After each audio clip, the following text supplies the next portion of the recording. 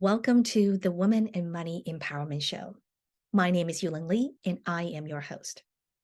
In these episodes, you will hear my heart-to-heart conversations with women from all walks of life, sharing their wisdom and their journey to success. I hope through these stories, you will find inspirations and affirmation that ordinary people like you and me, we can achieve extraordinary results and live an extraordinary life. Now, let's dive into today's show. Hello, Annie. Welcome to the Women and Money Empowerment Show. I am so grateful that you are able to join us on this call today. Thank you so much. I'm thrilled to be here with you and your listeners. Yeah. I reached out to you because I have been very impressed with you and your partner have been able to accomplish in the last few years. You and I met a few years ago at a FinCon in a financial conference, and that's where I found out about what you do. And in a nutshell, you do real estate syndication, and we'll dive into about that in details. But just as a intro to our audience, the reason I brought you on this show is because as a fellow real estate investor myself, I often come across people who tell me, "Hey, I want to learn how to invest in real estate. I don't know how to get started," or "I don't have enough money." And that's because, in the traditional idea and the perception is that you need a lot of money to get started in real estate. And that could be true if you're thinking straight in the traditional buy a single family home, putting, 20-30% down as a down payment. Yeah, you probably need a lot of down payment, to save up for that. But then certainly that's not the only avenue to be able to invest in real estate. And so you have a perfect story that I would love for you to share with our audience as an inspiration for others who want to get on this journey. So before we dive into the details, would you give our audience a short intro to who is Annie? Of course. And as I listened to you talk about the, wanting to get into real estate and having all these hurdles along the way, right? And it's a common thing that newer investors will run into. And I always counsel people, they can think rather than wanting to get into real estate, think about the why. Why do you want to get into real estate? What is it that's drawing you to that? Because it might be at the end of the day, maybe real estate is only one option. Maybe there's lots of different other tools that could get you to your same goal. And that's what happened with me. I never sought out real estate. Real estate found me. I started out as a fourth grade teacher and then got into game design because I wanted to create educational games, and then got into learning and development, creating learning experiences for employees of big companies. And all along, I was just trying to find the place where I could have the greatest impact. And with every role, I had 9 jobs in the 10 years after college. I just kept it just didn't feel right. And every time it didn't feel right, instead of staying there for years and years, I said, you know what? I'm on to the next thing, on to the next thing. And in fact, when we moved to the Bay Area about 9-10 years ago now, my husband, out of nowhere, he was a web developer at the time, he said he was going to go into real estate. And I said, real estate? I was like, why would you go into real estate? And I said, okay, fine, get it out of your system and go take the test. And so he did. And as soon as he did, he realized he actually really loved it. He started building his business. And as soon as I saw that, I was like, well, I cross real estate off my list. We can't both be in real estate. That would be ridiculous. And so here I was climbing the corporate ladder, and he was building his real estate business. And a couple years in, he asked me to help with his business. And I was like, not going to help with your business. But I was like, okay, fine. I'll take a look, see what I can do. I was working as a creative director at the time. And I said, okay, fine. I think I can redo your website. And in the process of redoing his website, I discovered that I didn't love what he did, but I discovered a passion for real estate investing. Mm. And this comes back to what I was talking earlier about finding your why.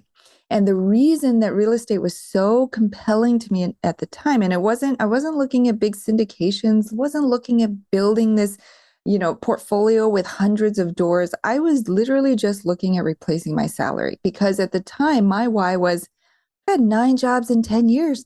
I'm tired. I don't know if this whole employee thing is for me. If I can, I see the path. If I can just get X number of houses, cash flowing this amount per month, I'm set. Then I could do whatever I want. So that was my why.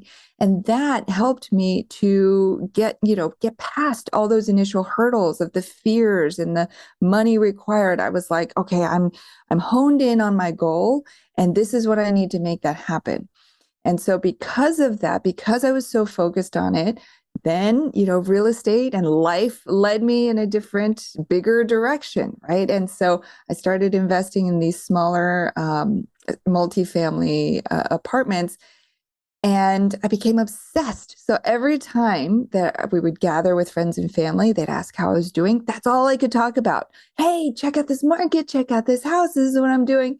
And they would get really excited about it too. And so then they wanted me to teach them. But through the process of teaching them, they quickly realized, hey, no, no, no, no. I don't actually want to do this. I have this money I want to put in. Maybe you could do it. I'll just give you the money, you do it. And at the time I was like, I don't know, these smaller properties, there's not a lot of room for you. So I was like, oh, too bad. But after a series of these conversations, I was like, wait a second, there's a pattern here. I know a number of people who have money to put in, but they don't want to do the work, but I could do the work. And so that then led me to do some further research and digging, listening to lots of podcasts, reading lots of blog posts and threads. And that's when I discovered syndications. I didn't even know the syndications had existed until that point. And, there are no accidents, because the week after I quit my job to go full-time into real estate, having no safety net, no backup plan, the week right after is when I met Julie, my business partner.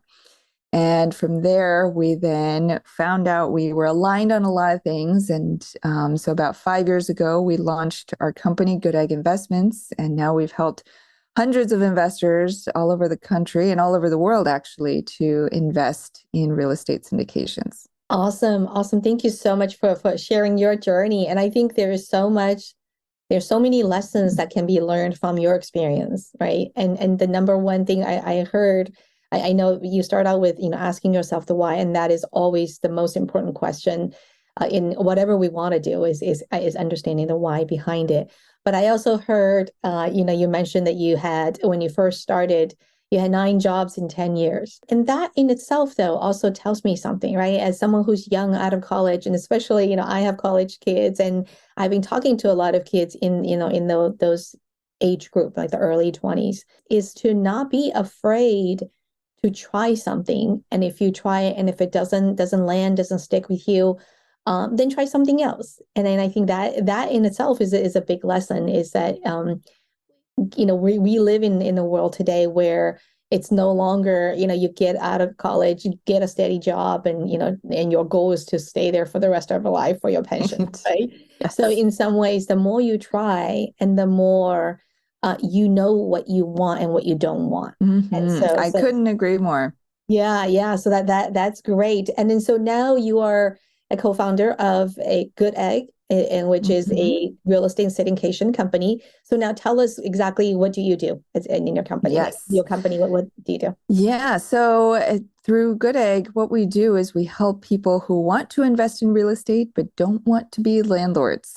We help them to invest in real estate passively. And so what we do is we pool together all their capital. So somebody might be investing 50K, you might have 50K, I might have 100K. We put it all together, and now suddenly we have maybe millions of dollars, which is too much to buy a small single family rental. Now we're looking to buy something bigger together. And what we specialize in are commercial multifamily or apartment communities. And so we're looking in all these different markets all around the country, and we've got connections, boots on the ground, and we're finding these great opportunities that as a single investor, I wouldn't be able to invest in by myself. But together with this group, then I can have a piece of that. And so that's what we help people do, is to invest. It's almost like real estate crowdfunding. So you have a chunk of money, but you don't want to do the work. You put your money in and we help to do all the heavy lifting and the management. Great, great. And so are there specific characteristics in the type of properties that you typically, purchase and hold? Yeah, absolutely. So we tend to focus on larger apartment communities. So at the minimum, 100 units. Often we'll have apartment communities with 200 plus units. And the reason for that is the economies of scale. When you buy a single family home, you've got a roof and air conditioning and, a water heater, all for that one tenant. If that one tenant moves out, then you've got no income.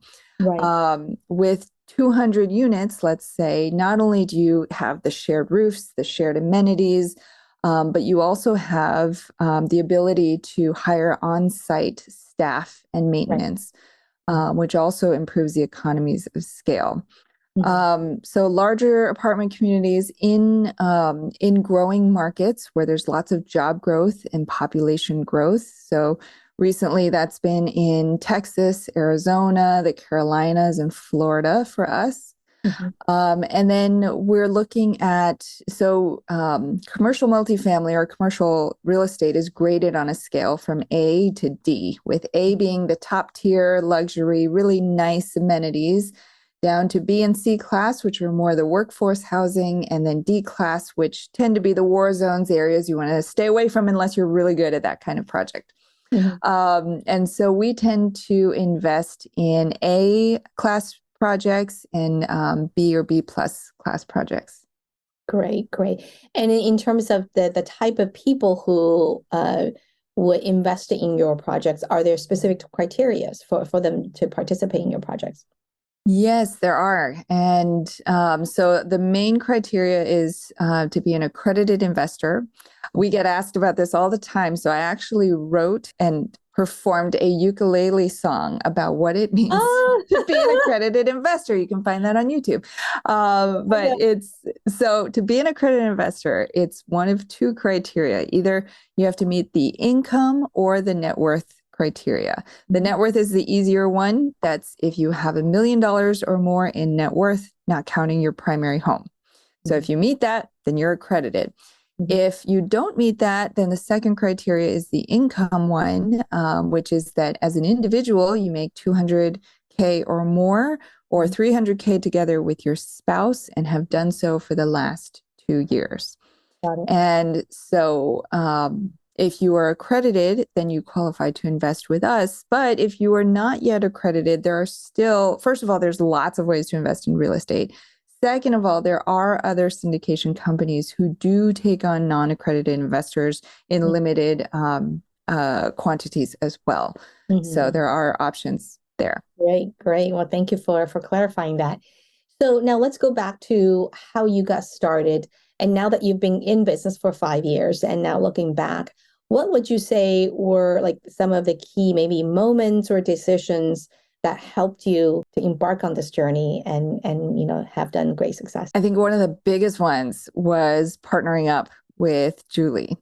I never, I was that kid in school who, when we did school projects, and as a group of, 3, 4 kids, I was always the one doing all the work. Nobody else, they were just, lazing around, but I was the one who did the poster board and cut everything out and brought it to school, prepared the presentation. So when I got into entrepreneurship, I was like, I don't know if I'm going to find the right person, somebody else to carry the same equal amount of weight. I just don't know if that person exists.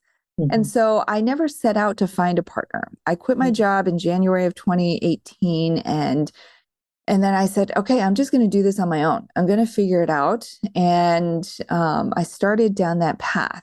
And, it's funny that at first I thought I could do it all, as we all do, right? Right. So I quit my job and I thought, well, I've done, 4-unit buildings. I've invested in those. I can do a 40 unit. It's the same thing. It's just bigger, right? Mm-hmm. And so I started doing that. I started, networking with brokers and learning all the underwriting myself and trying to learn what I could about asset management. And then raising capital was the one area I was like, "Ooh, I don't know about that."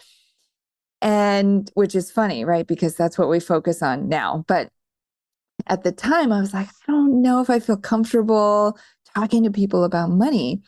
But I had somebody that I met through a real estate conference. He said, "Hey, why don't you join us on this deal that we have?" And he said, "You could come in, get to know the inner workings, get to know the people, contribute to the project, and you could bring some capital from your friends and family." And I said, "Oh, I do not want to raise capital. That's the hardest part of the whole thing. I'll do everything else." And he said, "Come on, just try it out. You never know. Maybe you'll love it." And I said, "Okay, fine. I'll try it out." And so I committed to a small amount and started talking to friends and family. And as soon as I did, I realized I loved it. It was the teacher in me because I Right. realized raising capital isn't about, if you're doing it right, it's not about selling people on something. It's about educating them on what this opportunity is all about, which is why I loved it so much. And as soon as I discovered that, that comes back to what you were saying earlier about you've got to keep trying things. You got to be open-minded and Mhm. try things so that you can either cross them off the list or realize that they're a great fit for you. And that's what happened with me with capital raising was as soon as I tried it, I was like, "Oh, this is it." So that allowed me to let go of everything else. And I Mm. said, "I'm not an underwriter. I actually hate spreadsheets. I don't want to talk to brokers. I don't want to fly out there and schmooze them. That's not who I am."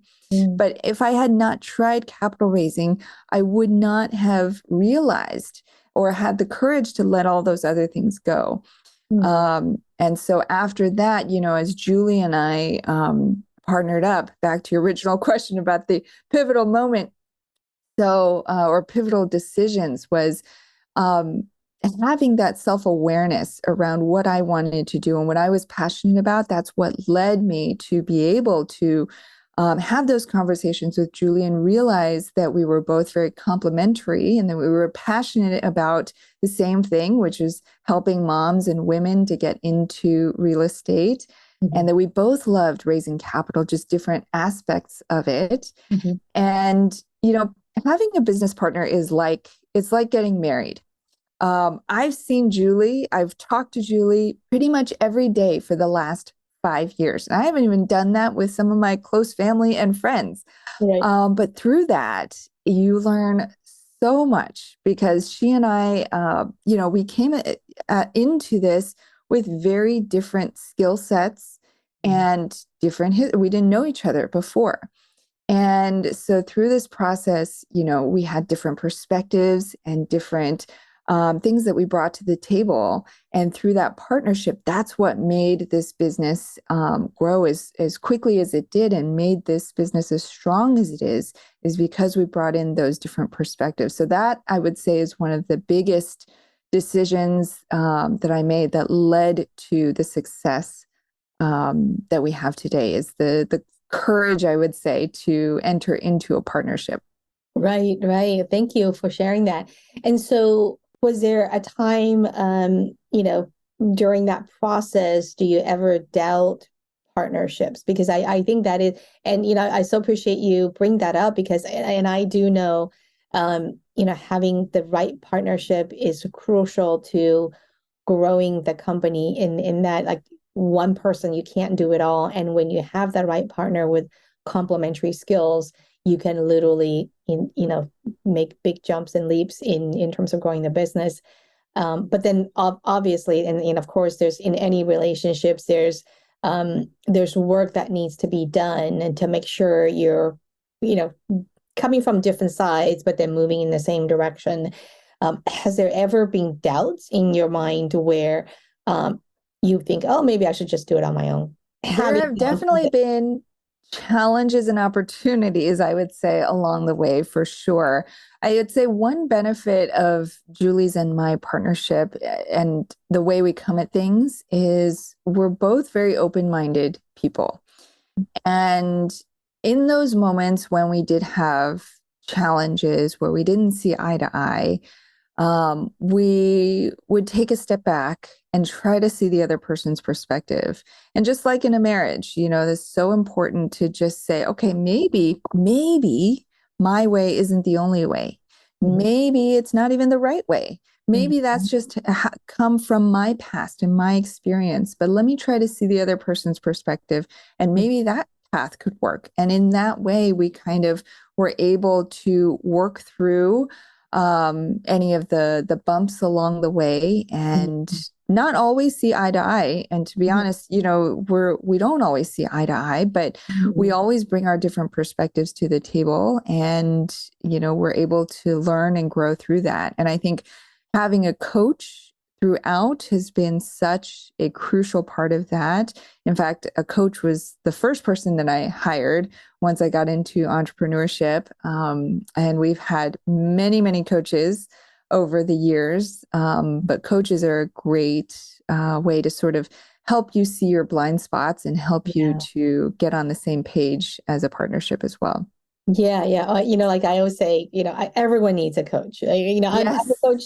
I'm a coach myself, but then I also have coaches for myself as well. Yes. Exactly like what you said, because we all have blind spots. When you have someone really kind of sitting next to you and watching what's going on and being able to reflect back to you, sometimes that is just literally what it takes for you to move to the next step. Yeah, thank you. So, the reason I asked this question is because, again, when I see other people talking about wanting to create a business, and then maybe they feel like, oh, but I can't do it on my own. I want to find some partners, and which is great, a great idea. But I think what you're saying here too is not only the partner have complementary skills, but also almost have to be similar in kind of how you do things. So not at the skill level, but at as a human character, that you're open to ideas, and therefore you're able to kind of adjust and morph this partnership into a cohesive unit. And I think that's really important, right? Because like you said, every individual, we bring different things to the table, and so we can't expect everyone to be always in line, but it is that open-mindedness that's what makes it work in the end. Yeah, I'm so glad you pulled that out, because it's the complementary skill sets, but it's also the complementary values. Right. And I think that's what allowed Julie and I to really, because I mentioned I've seen Julie or talked to Julie every day for the last 5 years. If we didn't get along, that would have been a really painful experience. And I see a lot of people get into partnerships where they hurry to get into it. They're like, oh, I found a partner, somebody willing to do it. Let's just jump into it, right? Or they're searching, they say, I can't start until I've got a partner. And I've seen people, actually, I know somebody who was stalled out for years trying to find a partner. And he could have been building his business on his own during that time, but unfortunately, he missed out on that opportunity. And so, but it reminds me of one, if any of your listeners are in that process of finding a partner, it reminds me of one exercise that Julie and I did, where we really were able to see that we could work well together. So what we did was we got together one day at a coffee shop, and we brought all these Post-its and Sharpies. And we said, okay, let's just set a timer. We set a timer for, I think, 10 minutes. And we said, let's just dream about this company that we want to build. And let's just write down all the different ideas that we have and the vision that we have. And so we did this separately, not together. And I think that's really important, because it helps you to get all the ideas out of your own head without the other person compounding. So we each wrote all these sticky notes, and at the end, the timer goes off, and we started to put these up on the wall. And that is when the magic happened, because then we started to see, oh, you've got that over there. Oh, I've got this here. Let's put those two stickies together. Mm. And then we started to group the ideas and we started to see just how aligned we were. And then there were some areas where she had thought of something that I didn't, or I had thought of something that she didn't. And that was what allowed us to really see how we would work together. Because in those moments, she wasn't like, oh, that's a dumb idea. I would never do that. She was like, oh, that's really interesting. I've never thought about that. Let's put that over here. I think that could go next to this one. Or maybe we do this one first and then we do that one after. And it was this process you could see in a microcosm, sort of this larger relational value that we had, where it was this push and pull and respect for each other's ideas and skill sets. And so that right there allowed us to see, okay, yeah, not only do we share complementary skill sets and values, but the way that we work together is also very complementary. Wow, that's great. And so when did you do that? Was it earlier in the partnership at the when you first started to see if you guys Yes. were right for each other? Okay. Yeah, it was before we committed to the partnership. We were talking about it, we were thinking about it, but before we signed any papers, before we made it legal, Mhm. we decided to, and we didn't go into it knowing that that would be the outcome, but we just said, Mm. let's just try this thing. And after that, we knew.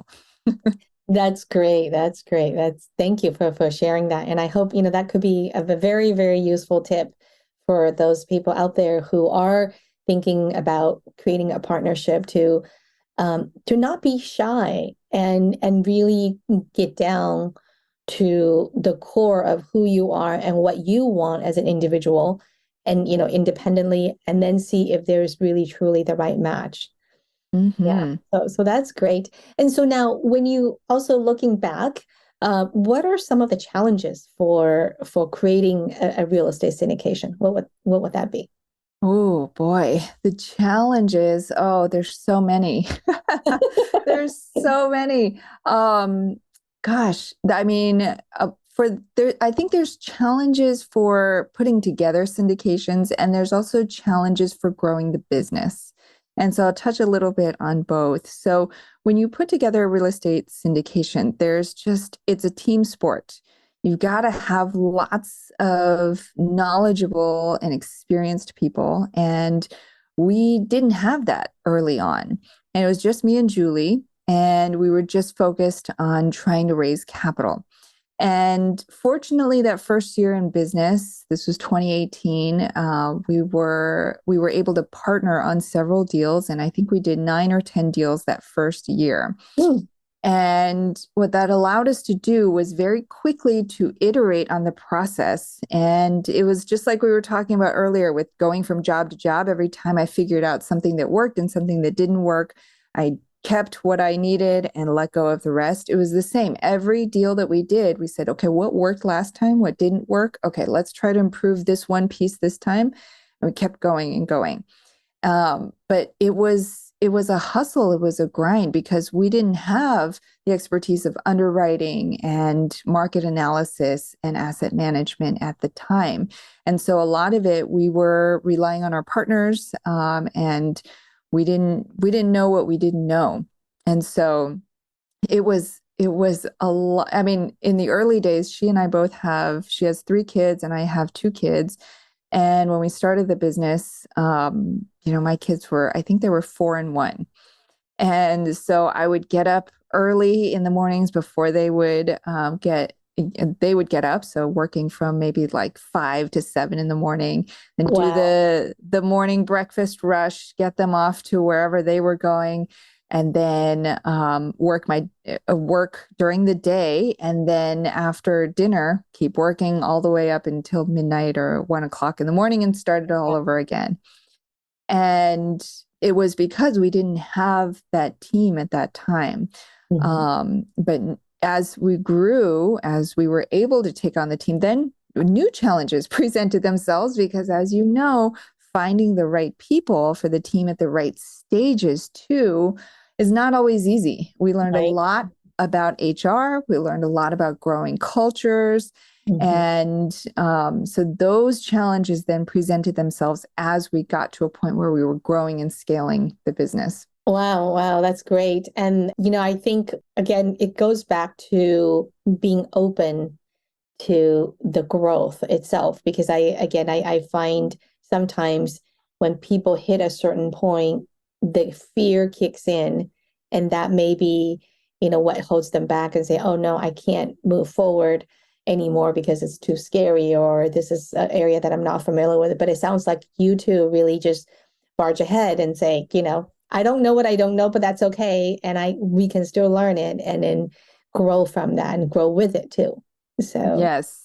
And we definitely made mistakes along the way. That's for sure. Thankfully, we haven't lost any investor money, but mhm. there's certainly been partnerships that we've chosen along the way, individual deals that we've chosen, hires that we've made that may not have been the right fit. Mhm. But like you said, it's all a learning experience, and we've learned something from every decision, every strategy that we've tried. Right, right. And so, this is the one question I always ask every single one of my interviewee. What is your definition of success? That's such a deep question. It's great. I love it. Um, I think my definition of success is it's around fulfillment, Hmm. because you can have all the money in the world and you can be unhappy. You can be sitting there in your glass tower with the views and the marble countertops, all the things, but you could be unhappy. Yeah.